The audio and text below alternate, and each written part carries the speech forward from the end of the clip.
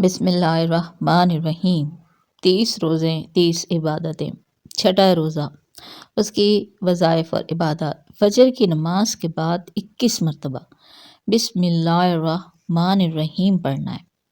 اس کی فضیلت حضرت عثمان بن عفان رضی اللہ عنہ نے رسول پاک صلی اللہ علیہ وسلم سے بسم اللہ الرحمن الرحیم کے متعلق سوال کیا تو آپ صلی اللہ علیہ وسلم نے ارشاد فرمایا، یہ اللہ کے اسماء سے ہے، اس کے اور اللہ کے اسم اکبر کے درمیان اتنا فاصلہ ہے جتنا قرب میں آنکھ کی سیاہی اور سفیدی کے درمیان فاصلہ ہے۔ سبحان اللہ، سبحان اللہ۔ ظہر کی نماز کے بعد 3 مرتبہ اللہ تعالیٰ کے اسماء المبارک جو ہے وہ پڑھنے، یہ دعا اس طرح سے ہے جو میں شیئر کر رہی ہوں، تو اس میں بھی اللہ تعالیٰ کا اسم اعظم مخفی رکھا گیا ہے اور اس کو پڑھنے کا بے انتہا اجر و ثواب ہے۔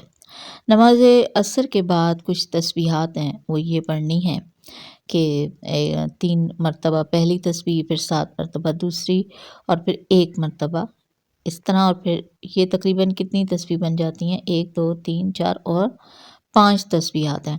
یہ تمام کی تمام شفا کی ہیں، آیات شفا ہیں۔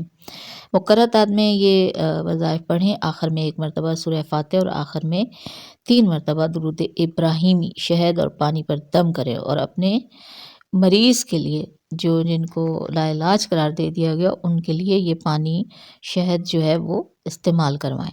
یہ آیت شفا کا وظیفہ 5ویں روزے میں عصر کی نماز کے بعد کر رکھ لینا ہے۔ تو مغرب کی نماز کے بعد 3 مرتبہ یہ دعا پڑھنی ہے، جس کا ترجمہ یہ ہے کہ اے ہمارے معبود اور ہر چیز کے معبود اور اکیلے معبود، آپ کے سوا کوئی اس تخت کو لانے والا نہیں۔ ماشاءاللہ۔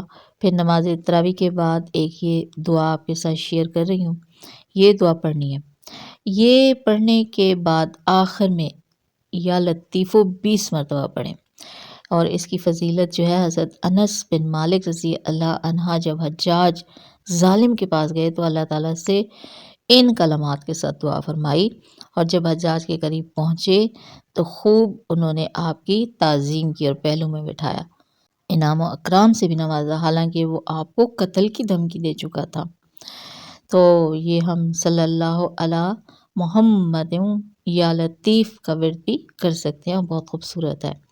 اور وہی ہمیشہ کی طرح سونے سے پہلے کی دعا پڑھنی ہے، یا ربی یا رحمان یا رحیم یا حی یا قیوم برحمتک استغیث۔